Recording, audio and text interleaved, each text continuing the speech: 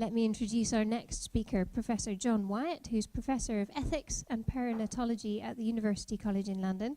And he's also an honorary consultant neonatologist at the University College London Hospitals. John has been much involved in the biomedical discussions and issues of new technologies. And I'll tell you about a couple of his books at the end. But now he's going to talk about a project he's been involved in at Faraday for the last few years on human identity in an age of nearly human machines. So he's going to tell us today whether a robot could ever have a human identity. Thank you, John. Right, thanks very much, Liz. Thanks very much. My background is actually as a baby doctor, as a neonatologist working in a very high-tech field of medicine in an intensive care unit in central London. I've retired from the NHS now, but because of my work in neonatology, I was increasingly interested in the questions of how, as technology advances, it changes our understanding of what it means to be human. And that's something that I've been wrestling with for a number of years. And it's really because of that question that I became increasingly interested in the challenges raised by advances in AI and robotics. So how does advancing technology change our understanding of ourselves?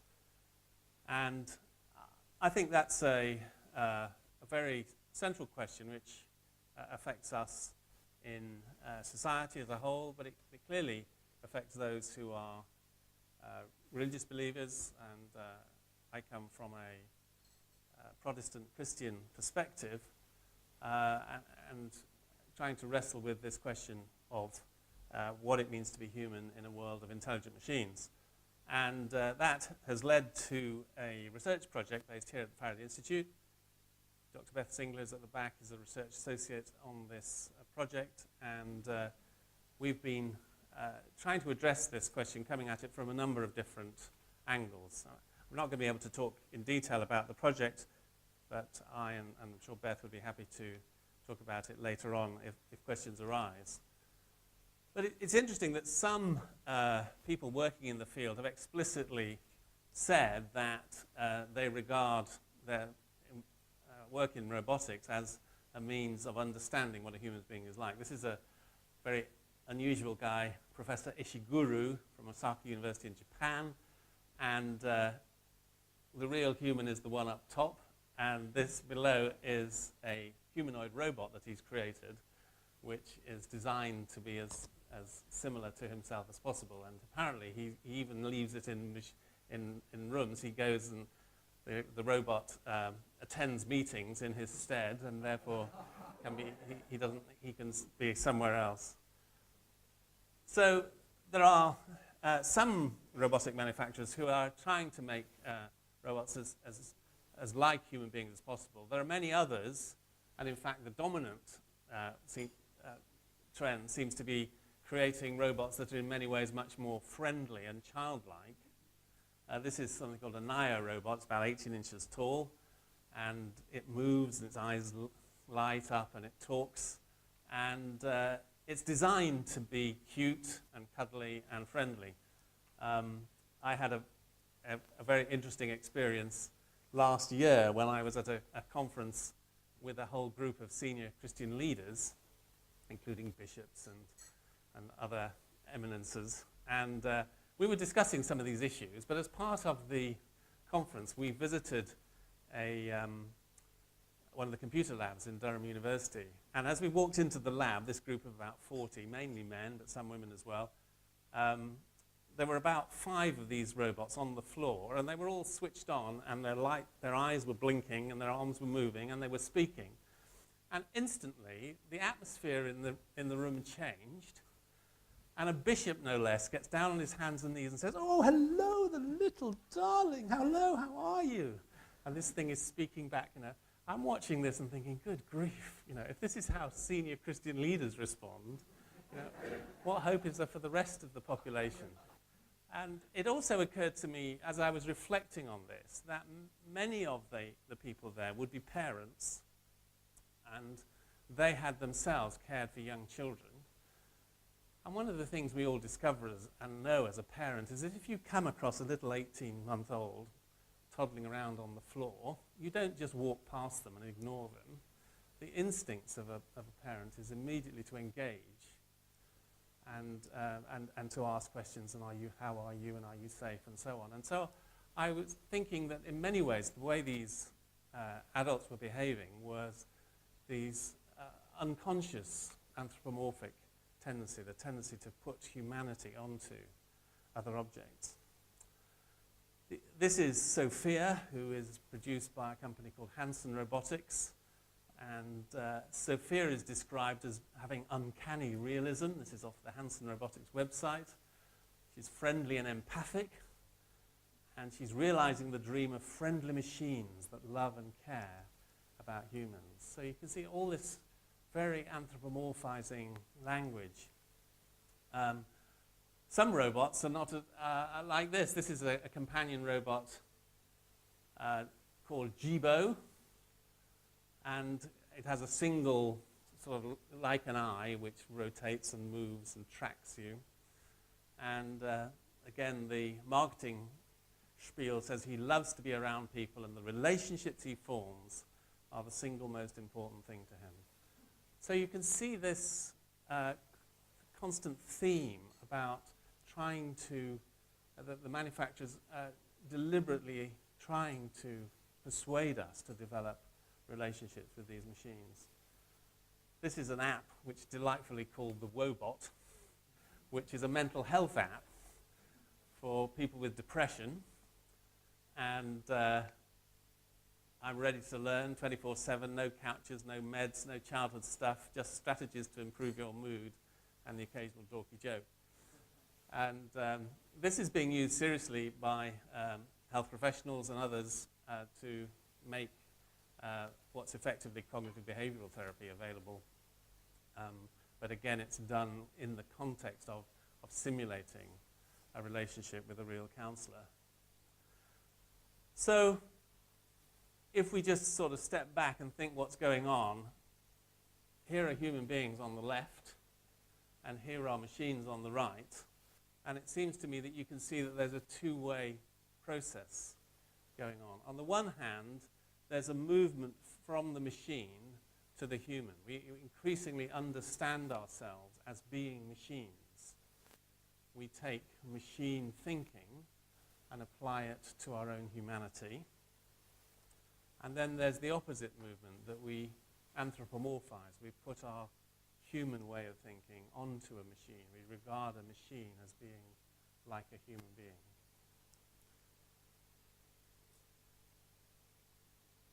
So I think that so often these processes take place at an unconscious level. It's not that we consciously are choosing to do this.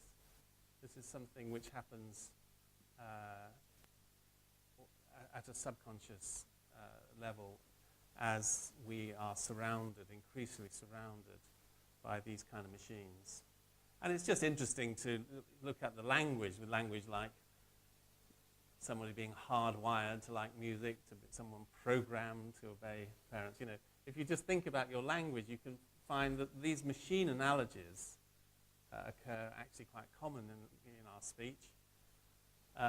Max Tegmark has written a book called Life 3.0. He's a physicist, and so his conclusion is that life is a self-replicating information processing system. So again, these machine analogies. It's interesting that in the history of humankind, we've always tried to understand ourselves by the best technology that was available. And so in an age of ancient science where it was thought that the four elements of which the universe was created was earth, fire, wind, and water, then ancient medicine concluded that, of course, the body was composed of earth, fire, wind, and water, and the reason you had a fever was because you had too much fire, and when you had too much wind, well, you can work that one out. Alternatively, in the 18th century, when clockwork was very, very common, you can find the philosophers, Diderot, for instance, describes a human being as like a precision clock. And then when hydraulics is very common in the age of hydraulics, lo and behold, the human being can be seen as a connection of tubes and circulating of lymph and so on. And in fact, some people have suggested that the whole Freudian understanding of psychic phenomenon is really hydraulics, this incompressible fluid called libido, which builds up into pressure and comes bursting out. So here we are in the 21st century, and we're in a world which is transformed by information processing machines, and lo and behold, we now understand humanity as a form of information processing machine. And this kind of analogy you hear very frequently. This is Marvin Minsky, well-known roboticist. The brain happens to be a meat machine. And of course, the comparison is that our brains are meat machines, computers made out of meat, but what's the real difference between a computer made out of meat and a computer made out of silicon? They're fundamentally the same. And this kind of machine analogy, I think, is very common in our society. I came across this quote recently, which I rather like. Leon Kass, a well-known commentator in the States, said, if we regard ourselves as meat, then meat we will become. You know, the more that we take on these kind of analogies, they actually have consequences in the way we think about ourselves. And I think one of the most important things which we need to grapple with is to recognize the critical difference between what is a useful metaphor and what is an ontological description, a description about the ultimate nature of something. So it's perfectly true to say that there are many aspects of the human brain which are machine-like. The machine is a useful metaphor to understand various aspects about brain activity.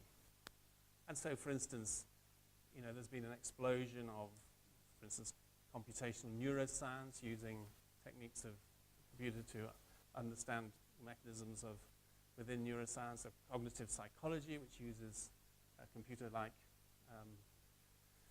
software as a way of understanding psychological processes. But these are all metaphors. They're not descriptions. And to say that the human brain is a machine is actually philosophically incoherent. It makes no sense at all, as well as being, from a theological point of view, clearly wrong and unhelpful. I mean, an analogy would be say that a fish is basically a submarine made out of flesh. Well, a fish may be like a submarine in certain aspects, in that it goes underwater, it directs and navigates and so on. But to say that the fish is a submarine made out of flesh, you can see, is nonsense. The definition of a machine is that it's something created by a human person in order to achieve a human purpose. So that when you say the brain is a machine, you're clearly saying something that doesn't make any sense.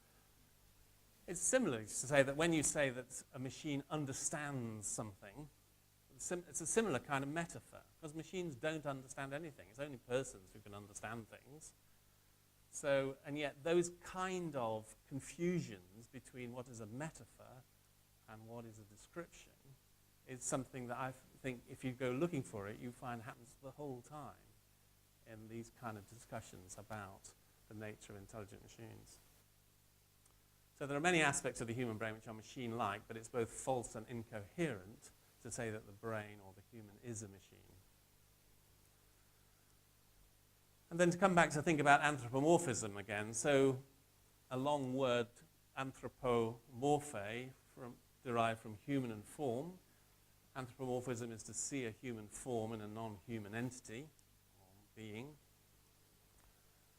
And it's clear that the manufacturers want us to anthropomorphize because this has commercial benefit. The more we can be persuaded to regard these beings as human-like, the more we will become attached to them, the more we will use them, and all the commercial benefits that come from that.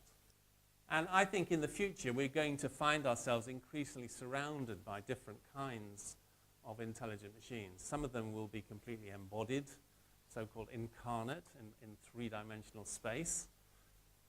Some of them will be in 2 dimensions, like this avatar. This is Ellie, who's a virtual therapist. And as you can see, there are cameras which are monitoring the human being who is receiving the therapy. And Ellie, the program, is designed to respond in real time to determine the emotional state in real time of the person who is receiving therapy and so on. So there are going to be increasingly these kind of avatars that represent human persons. I think there's going to be an increasing trend of avatars that appear on smartphones and in other forms. You can, the idea that you can preserve all your memories, all your texts, everything you've ever done on a smartphone can all be uploaded, and so that after you die, you can continue to have a social existence. The program will ensure that you continue to text and send emails and engage in social media. And again, there are commercial companies who are trying to do this. This is Replica, an AI friend that's always there for you, and the idea is that you grow your own. So this is fascinating because this is not so much an alternative. This is not somebody who's died, who's another person. This is actually your alter ego. This is you. And some people have suggested that instead of having this sort of conversation we have in our own heads, where we have a dialogue with ourselves in our own heads, the idea is that you will have this dialogue exteriorized with Replica. But you can also, this is, I talk to my dead friend via app. How are you there? I'm okay, a little down. I hope you're not doing anything. So the blue one is the dead person. Oh no, sorry, the blue one is the live person, and the grey one. So Roman says, I'm okay, a little down. I hope you're not doing anything interesting without me. So again, these are all trading on our ability to anthropomorphize, to see a person and behind what is basically a clever machine. So I think some machines, as we've said, will be physical, some will be avatars, some will be entirely disembodied, like this is Google Home or Alexa. It's merely a voice that will talk to us, but that will have no physical presence at all. So anthropomorphism is a universal human tendency which is largely outside our control, our conscious control. It's part of our humanity, and of course it brings profound positive benefits. But at the same time, it renders us open to manipulation and deceit. And of course, this ability to anthropomorphize is also going to be exploited in things like the sex industry. To what extent, how much sex robots are really going to become available, and to what extent they're going to make a difference, again, is a matter of speculation. At the moment, it's still largely science fiction. But it's interesting that people are already starting to talk about it and raise the questions of should there be regulation? How can this kind of technology be used? What is the advent of sex robots going to do to the nature of human relationships? And what kind of regulation should there be? And there's already a campaign against sex robots, which has been started on the view that basically sex robots are primarily instrumentalizing and dehumanizing women in the sex industry, and that's something that we shouldn't allow to be developed further. I think one of the striking and worrying aspects is that there's quite a lot of evidence that if you take a humanoid robot and you do something unpleasant to it in front of an observer, a human observer, then the same responses are aroused in the brain of the observer as would be aroused if you were doing that to a human being. And so if you watch a robot being tortured, quotes, you can have similar kind of responses as if you were watching a human being being tortured. And I think that raises all kinds of challenging questions we're going to have to face in the future. And is it morally wrong to torture a robot? even if we're not suggesting that the robot itself can feel anything. The question is, what does it do to our humanity if we live in a society where there are people who are torturing robots? I think there's some kind of analogy with, for instance, in our society, we have extremely strong criminal law about what you can do to a kitten. You can be sent to prison for many years for torturing a kitten. Is that really because our society cares so much about the rights of kittens? Or is it because we intuit that if we're a part of a society that does torture kittens, then that's saying something about the nature of our humanity and the nature of our society?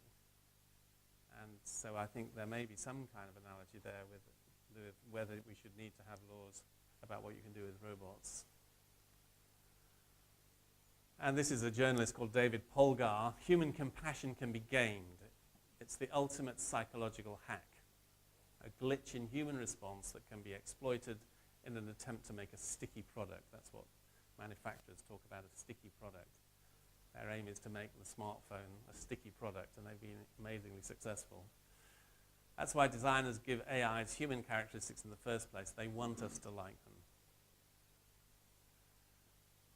And one of the things leading on from that is whether or not there's a morally important difference between developing a, quotes, relationship with an animal and developing a relationship with a machine. One of these beings is a carbon-based life form, and one of them is a machine. It's actually the one on the left is the carbon-based life form, and the one on the right is a quite sophisticated robot called Paro, which has been designed as a companion, particularly for elder people, and it is designed to respond in real time, to learn the behavioral characteristics of its owner, and it makes noises and mews, and it responds to pleasure and to pain and so on.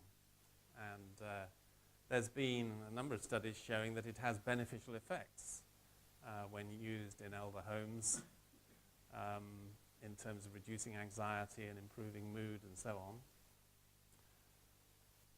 And so one of the questions is there a difference? Does it matter? If we, by and large, we tend to think that if an older person has a pet, or if we have a pet that we anthropomorphize and then enjoy caring for and looking after, by and large, this is seen as a positive thing. So is it different if it's a machine? Or that's perhaps something that would be interesting to discuss further. And the question of robot rights, is there some point at which robots should be considered as moral agents, and therefore they are worthy of respect? And there are already some philosophers. This is a young philosopher, David Gunkel, who's written a book called The Machine Question. And he argues that the moral community starts off very small, with a small group of white males, and then gradually the moral community widens to include males and females and people who are white and not white, and ultimately to every human being on the planet. And then the moral community starts to enlarge further as people start to think about the rights of primates and other animal species. And the next logical step is that the moral community is going to enlarge again as we start to consider the rights of machines and the need to protect machines from potential harm. And I think it's only a matter of time before there are machines that claim to be sentient, that claim to have awareness. And I think this is going to lead to all kinds of philosophical, practical, social, and theological issues. And one of the fundamental issues that it raises is, of course, the problem of other minds. Because how do you know that I'm conscious? How do I know that you're conscious?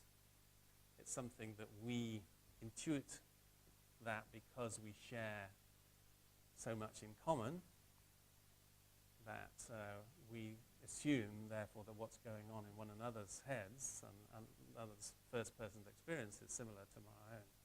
But how can we ever know what is going on within the circuitry of a machine? How can we ever have any awareness? And if this machine claims, if it has the behavior of a conscious being, if it claims to be conscious, then how are we as a society going to deal with that? Some people have suggested there should be panels of sort of neuroscientists and computer psychologists, quote, who will assess new programs and try and work out, according to set criteria, whether they meet a standard to be accorded rights. Now, again, this maybe all sounds fiction, it may be some way off, but I have a suspicion it's not that far off, as the ability to simulate. We've already seen the progress that's being made, for instance, in Google in producing conversational agents which can behave almost, can simulate human behavioral responses. It doesn't take a great deal of imagination to imagine that agents could advance to the stage at which they can give the same kind of behavior as a conscious being. So I just now want to look at a specifically Christian perspective on this as we come to the end. The Cappadocian Church Fathers were very significant in the development of early history of Christian doctrine, and they developed this concept of the Holy Trinity as being composed of hypostases, persons. They took a Greek word and applied that to mean something new in Christian theology, the concept of a person. But they said they were hypostases in ekstasis. In other words, they were persons who were giving themselves. They were giving themselves to others. And so in Trinitarian thinking, reality consists of more than just matter and energy. But I think that rather than think of substance dualism, the traditional sort of substance dualism which goes back to Descartes, it's actually more helpful to think of the immaterial category of the personal, so that there is matter and energy, but there is another kind of being, another kind of reality that is the personal. And in Trinitarian thinking, personhood is a category of reality which is, to use the jargon, ontologically foundational.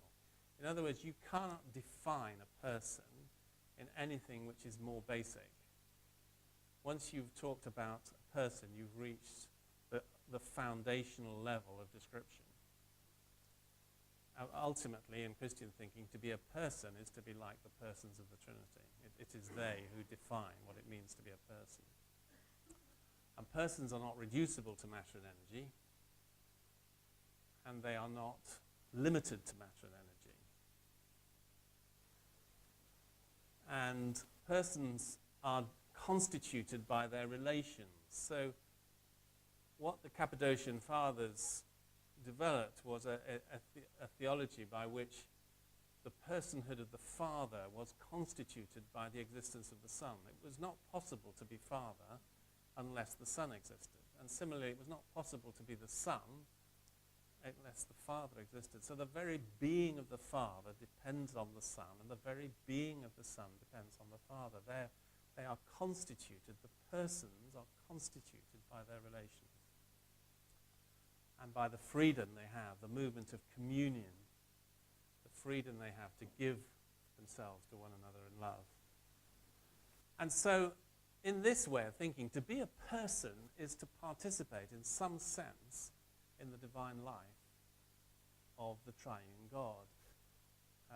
We are persons whose being is derived ultimately from the persons of the Trinity. And I think that way of thinking I've found to be very fruitful when it comes to thinking about, for instance, medical ethical issues, about the responsibilities we owe to other persons and so on. And so in place of the cogito ergo sum, I think, therefore I am, what Trinitarian thinking would say, you love me, therefore I am, or amor, ergo sum. I am loved, therefore I am. In other words, my very being is constituted in my relations. And I think that way of thinking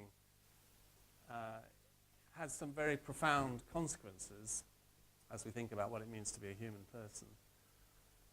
Another person who came at this from a slightly different angle was Buber, a Jewish philosopher of the 20th century. He came from a Jewish background, and he wrote a famous book, Ich and Du, I and Thou, and he said there were two fundamental relations, the I-it relationship and the I-you relationship. And he develops, I recommend you to read it if you've never read Buber. It's a very fascinating, unusual read.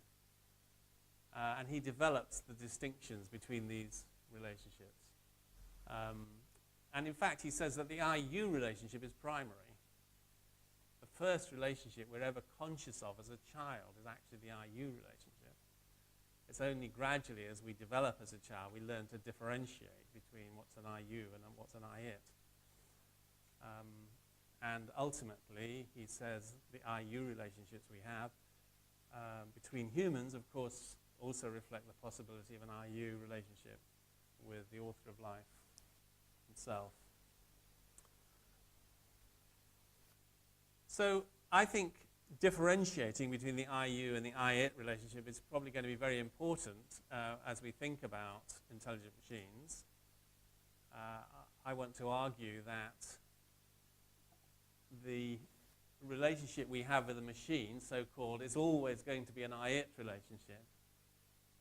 But the challenge is, as the technology becomes ever more sophisticated, it will seem increasingly like an I-you relationship. So it will attempt to simulate the characteristics of an I-you relationship. I think something else I've become aware of is, and that is for many technologists, they have a very instrumental understanding of relationships.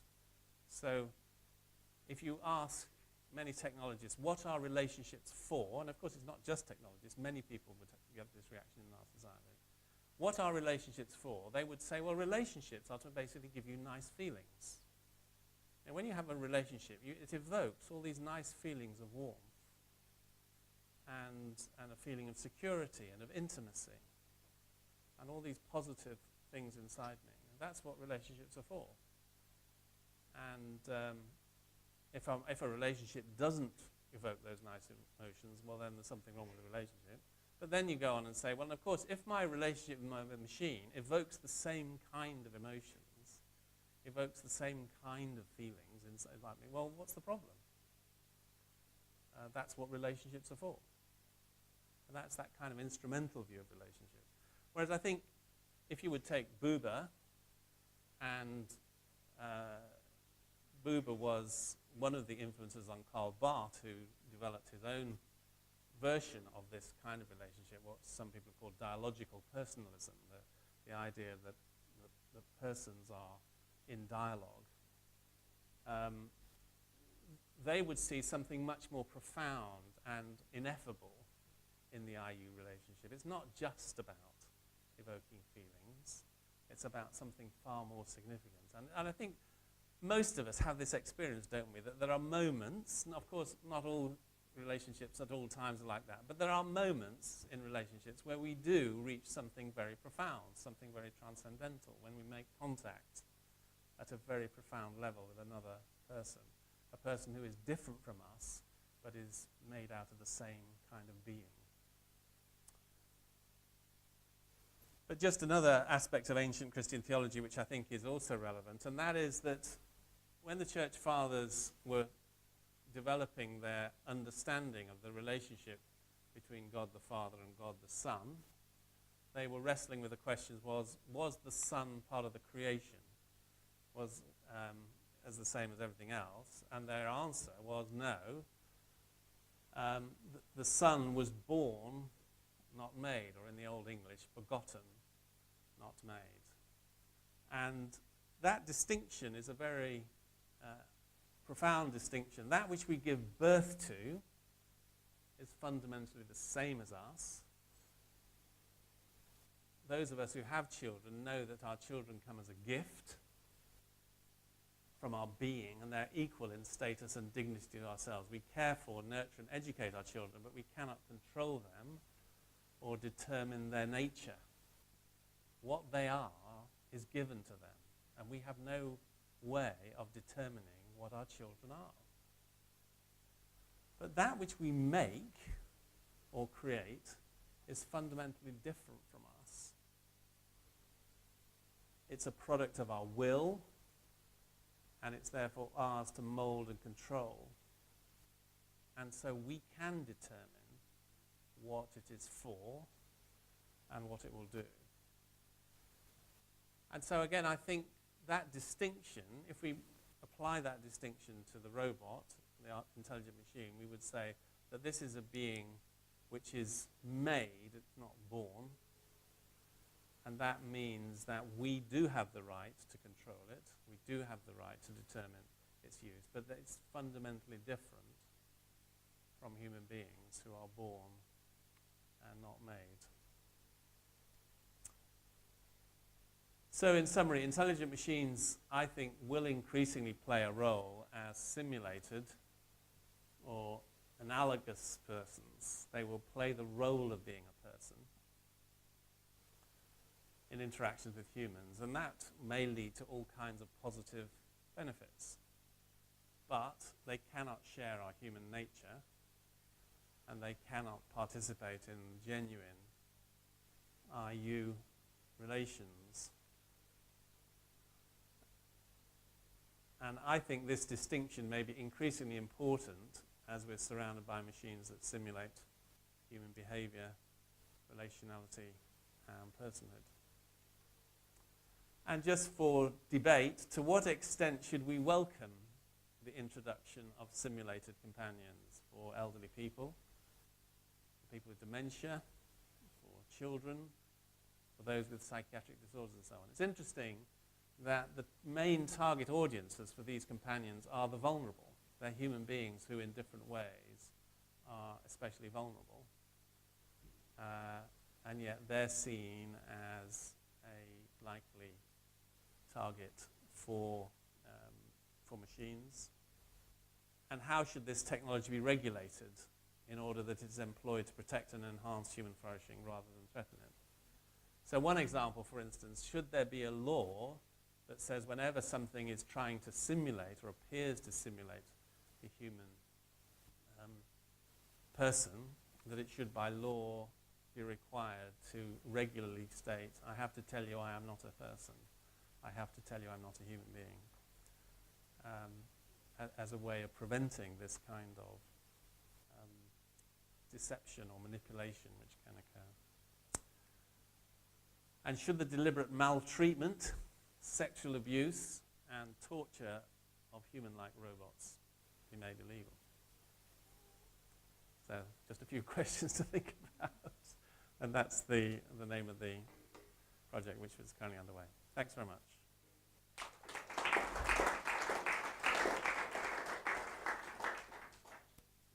Well, thank you very much, John. Plenty to think about there. Before we go to questions, I just want to highlight John's books.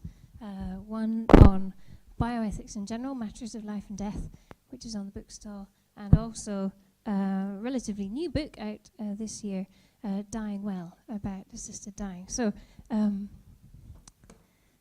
but now, any questions about the talk you've just heard? Yes, Andrew. Thank you, John. Just to be provocative, and I'm not saying I believe this position, but what would you say if someone said that, well, the ultimate in fulfilling our being in the image of God would be to create in the same way God has created us? We're not born of God in the same way as Jesus is born of God. And therefore, if we altruistically make robots, not for utilitarian purposes, but to genuinely love them, then they're deserving of all the compassion we can give them. What would you say to that? Yeah, thanks. Well, I think obviously the motivation is important. What are we making these machines for? And your answer was, we're making them so we can love them. I would say that's a category mistake. You can't love a machine, because love, by definition, is something that happens between persons. You can simulate love, but it isn't the real deal.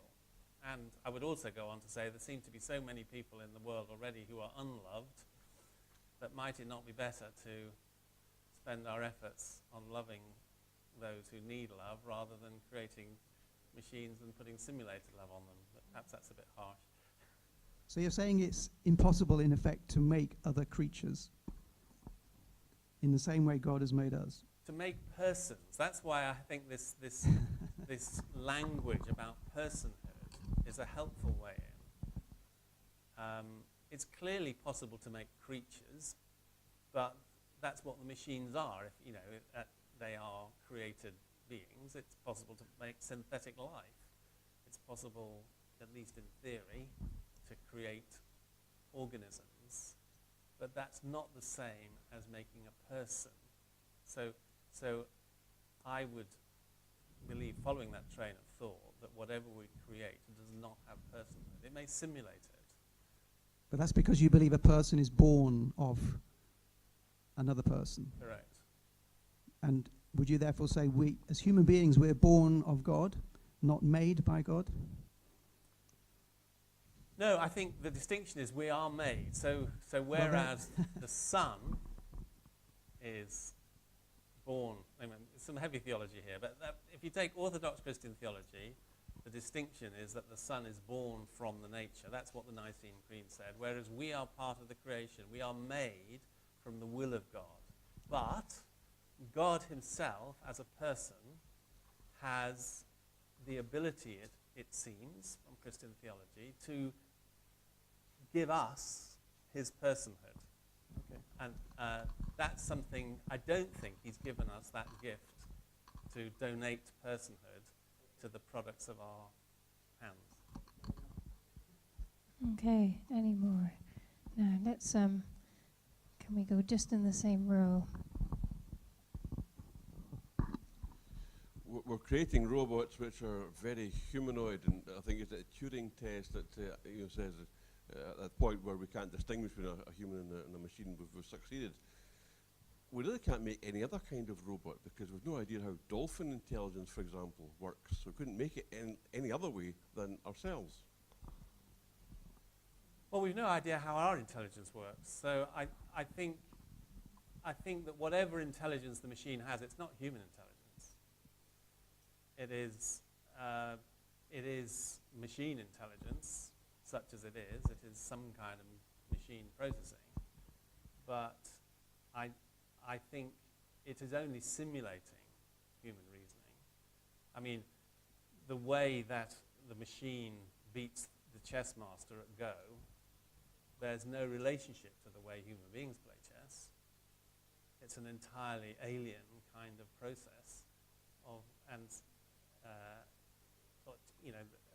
that's true for all games, but it's also true, for instance, in any other things that computers do, in terms of big data. The way that Alexa decides what words it's going to produce has absolutely no relationship to the way we decide what words we're going to produce. It's a product of a completely different kind of process. So I think that machine intelligence, to be honest, this is why the concept of what used to be called strong AI, as opposed to weak AI, and it's now generally called artificial general intelligence, which is the idea of making a machine that will behave in all respects like a human being. Frankly, that is philosophically incoherent. It's not going to happen. It cannot possibly happen.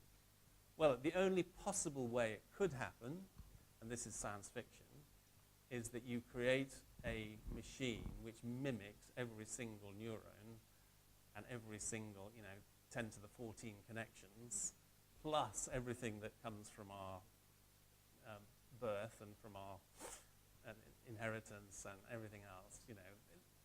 That's a sort of thought experiment, which frankly is so far from reality that it's probably not worth carrying on down that line. But so I think we should push back there's a lot of hype arguing that the machines are behaving, quotes, like humans. They're not at all. They are nothing like humans.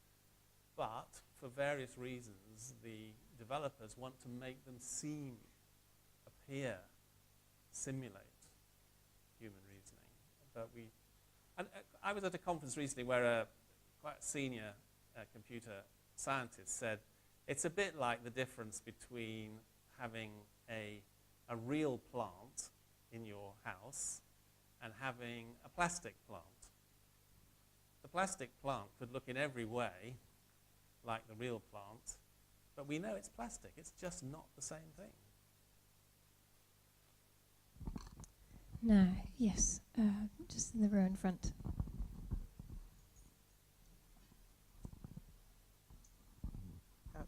Thank you for your talk. I'm thinking about years ago now when my dad used to watch a film called Frankenstein, and it was based on a similar idea of this sort of robotic sort of person, but I think within the film they inserted a human brain within the robot.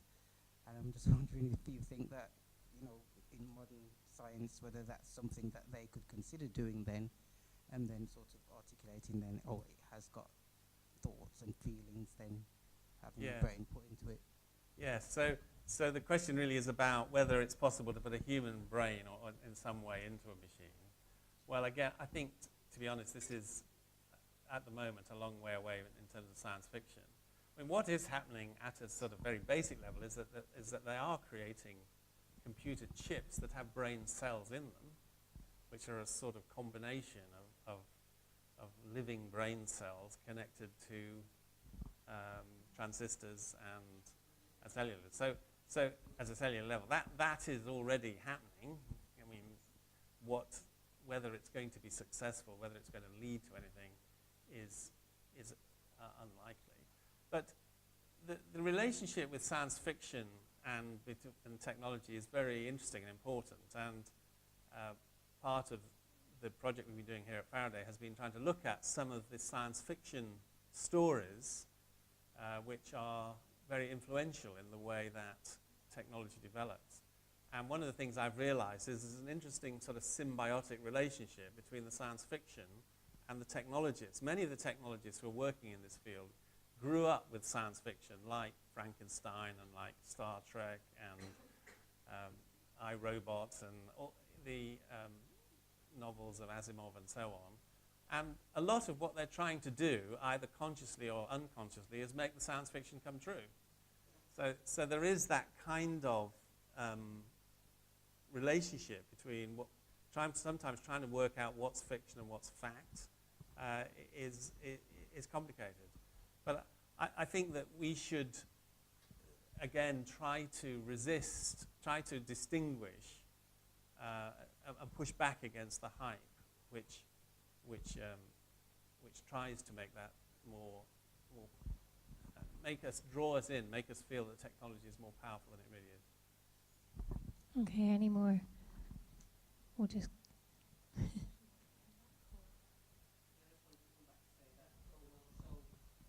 Can you just wait for the microphone, please?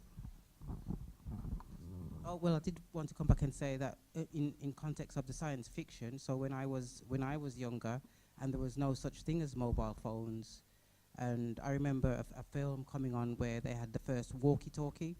Yes. But now that's a reality. Yes. So, you know, in years. No, I think that's right. And I think it's interesting that so many science fiction films about robots end badly. I mean, so often it's this dystopic thing about it all going horribly wrong and the robots taking over. And one of the interesting things is why there are so many negative science fiction tropes about robots. You know, the Terminator. I know something that Beth often complains about, the fact that whenever you have a story about robots in the newspapers or media or whatever, there's an image of the Terminator, as though this is always the way that robots, the discussion about robots takes place. Great. Now we're working our way around the room, so we will get to you. And I think there's a question here. Isn't the whole difference between a machine and human is on those qualities like consciousness and self-awareness and volition? And the idea that people would even start to ask the question, will machines ever achieve consciousness, will come from the thought that human beings are the culmination of a very, very long but unbroken chain moving from inanimate matter in the Big Bang to where we are today. So therefore we kind of could, they might say that that is one example where inanimate matter turned into what we are today, and that's consciousness. So therefore it could potentially happen again. It would be very different. It would be machine qualities or phenomena. But, you know, that isn't that where that kind of question comes from, which is, you know, I'm pretty sure never ever going to happen. But isn't, you know, that's why the question gets asked? Thanks. Yes, well, I think it often is framed in those terms. You're right. It's often framed as though the real issue is consciousness.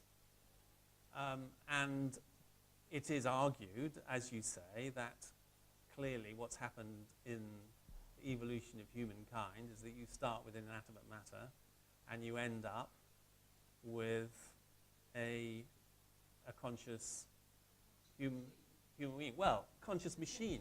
But, well, that's the metaphor, you see, and I think you can't say we're conscious machines. We're not.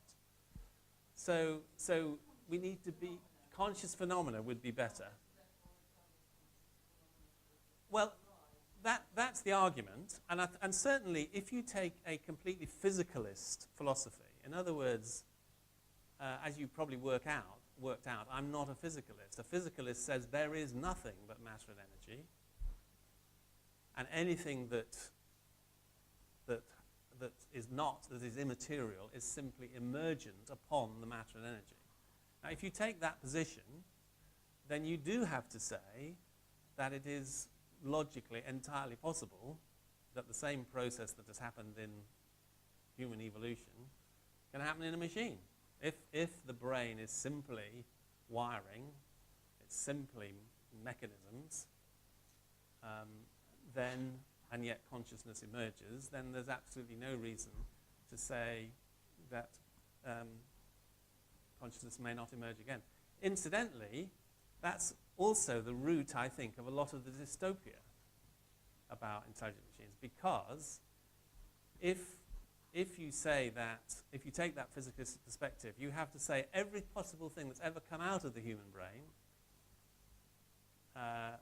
and that means not only all the most beautiful things that have happened, like cathedrals and Mozart, but also all the most terrible, evil things that human beings have ever done. All that is a product of wiring. It's simply a product of mechanical processes. And if, therefore, it can happen once, it can happen again. And therefore, it is theoretically possible that something profoundly evil and destructive might emerge out of the computer wiring. That's where physicalism leads you, if you take that. But I personally feel that to focus on consciousness actually leads you down a philosophical rabbit hole because of the problem of defining or proving the problem of other minds. So it's never going to be possible to know whether this machine is conscious or not. And there are, as I said, there are going to be machines that claim to be conscious, that simulate behavior which we interpret as conscious. And there seems to me a sort of philosophical circularity there that we can't get out of. If you make consciousness the defining feature as to what gives significance, then I don't see how you're ever going to distinguish between the genuine article, as we understand it, and the simulation. And that's why I want to put the defining features rather differently, and I want to put it in terms of our fundamental human nature, and I want to put it in terms of this concept of personhood. But that's a particular perspective which I'm putting forward. So, any more? Yes. Here. Thank you. I had two questions, if I may. First, I didn't quite understand the ethical issue that you alluded to, but didn't state clearly regarding sex robots. Just to simplify and be brief, aren't they just another level of sex toys? So why are people making campaigns, as you said, and claiming that that is demeaning toward women, or toward men, could be the other way around. Second question is, if we define personhood as you did toward the end, as in, you love me, therefore I am, then can't that also include animals? I'm sure there are dogs that genuinely love and are loved, and I'm sure there are, we have seen in documentaries dolphins that recognize and show joy and happiness after meeting their trainers after many years. So there's a profound relationship as you described it.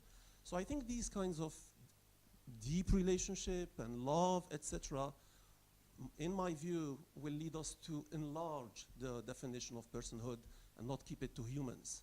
So I'm not sure that that track is going to stop the robots from being persons.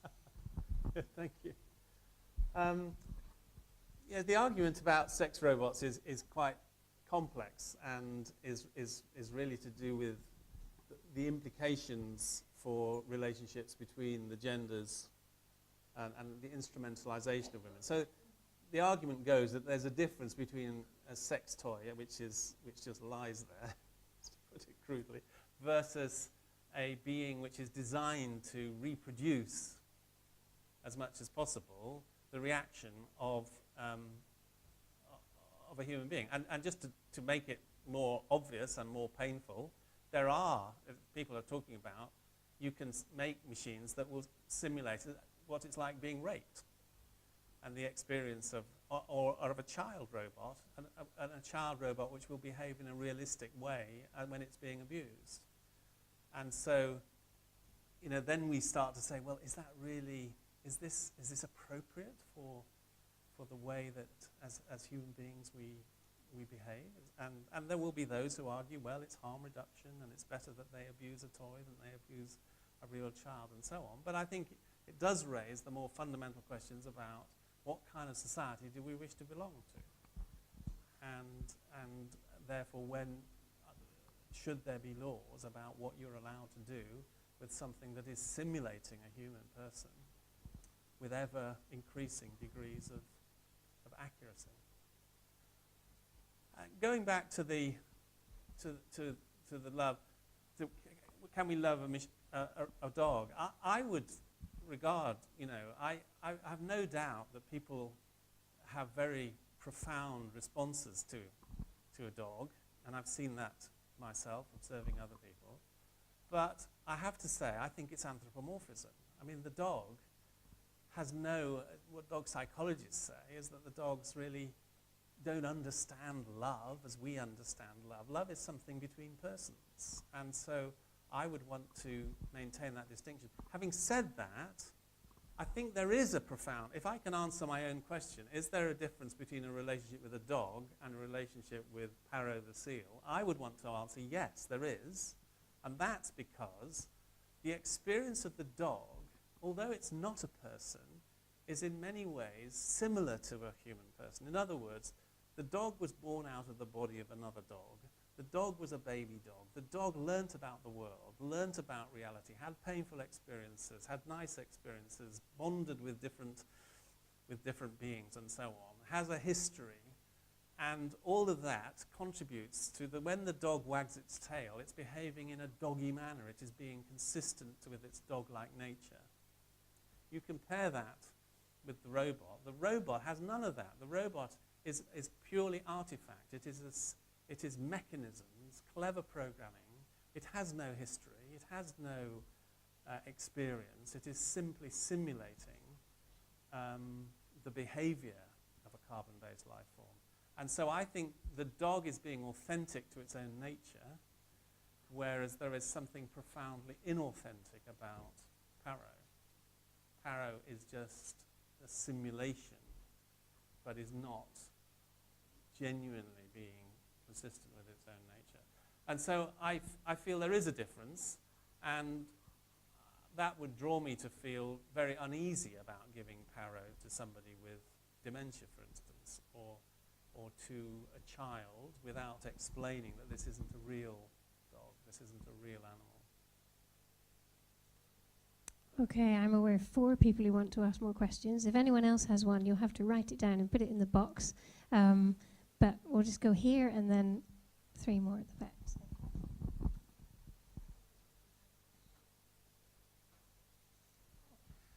I think you may already have answered my question, because I was thinking of the film Ex Machina, which starts with trying to meet the Turing test, and actually the robot gains freedom when it's learned true humanity, how to lie, betray, and murder.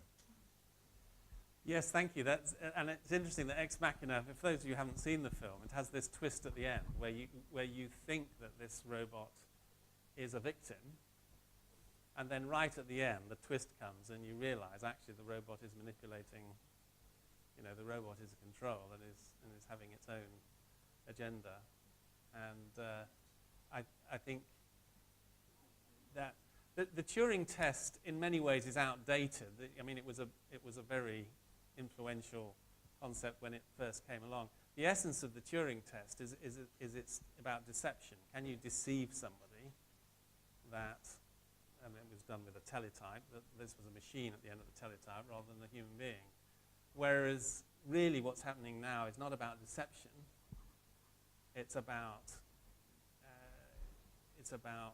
a sort of willing suspension of disbelief. So when we engage with Alexa or with these little Paro robots, there's part of our brains which knows that this is not real, but we have a suspension of disbelief. We want to behave as though it was real. We want to enter into the game. And so that there seems to be a strong drive to develop these kind of intimate relationships with technology. I have a bonus question from Professor Van Woudenberg here. Many thanks for your fascinating talk about love. Wouldn't it help your case to say there are different types of love? Because you may say, well, there's love for one's country. Yeah. That's not a reciprocal form of love.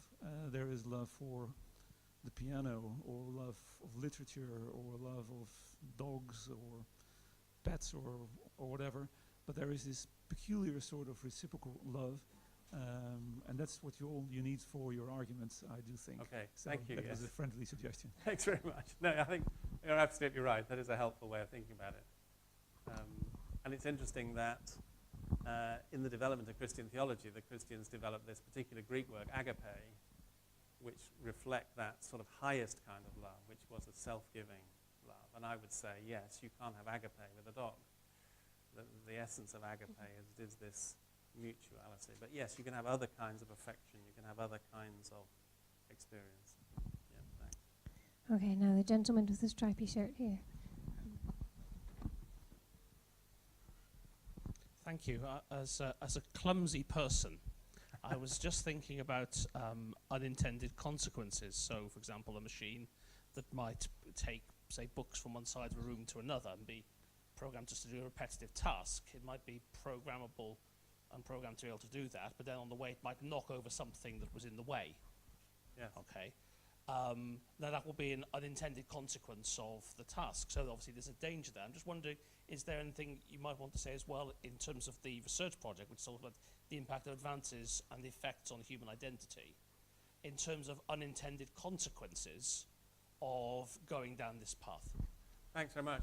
Yes, I think you're absolutely right. And it's one of the, I think unintended consequences is one of the sort of take-home messages of the last 30 years of the advancement of technology. It's interesting, just if you take, it's 10 years ago since Steve Jobs first announced the first iPhone, the idea of a smartphone. And not even Steve Jobs had any concept of what a smartphone was going to do to human society. And the way that this has become so much part of our lives. And particularly if you try and remove a smartphone from a teenager's hands, you will discover that as far as teenagers go, it is not possible to live without a smartphone. So something that was intended, in very different ways, can have extraordinary unintended consequences. So I think the same is very likely to be true of many of these aspects of technology, that we just don't know what.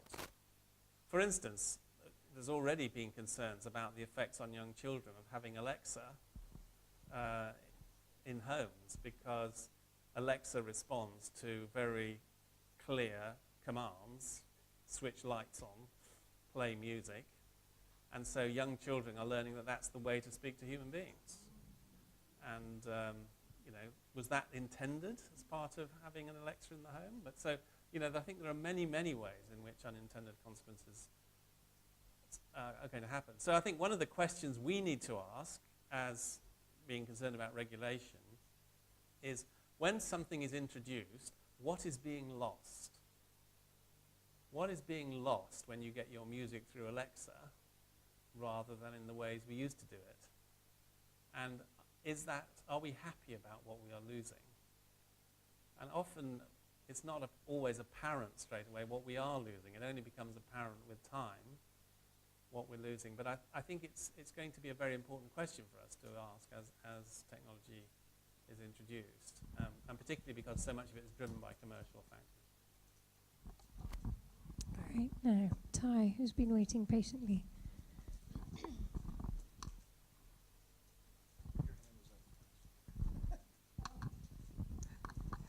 There's a human relationship. Yes, yes. Just a quick comment on the smartphone before I get to my question. I was speaking in Asia and said to a fairly large group, if you'll pull out your Bibles, and 90% of them pulled out a smartphone. Yeah. Anyway,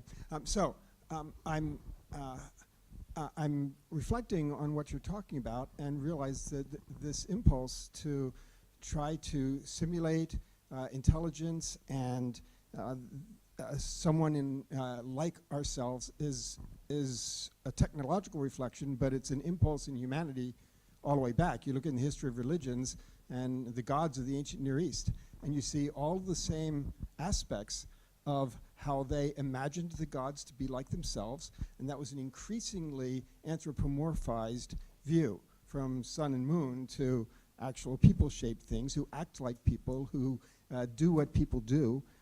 The idea that the humans would take care of them and that the gods would then take care of the human beings. So there's a utility factor. There's even a weaponization factor. The gods will fight on their behalf.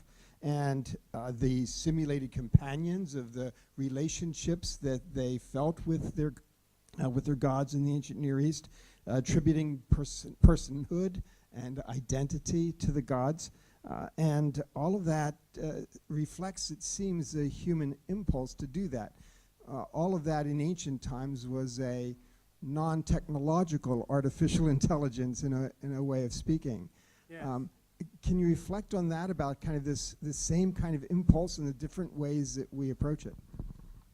Yes, thanks very much. I mean, it's a trite saying, but I think it has some truth, isn't it? It's often said that God made human beings in his own image. It wasn't long before they'd return the compliment.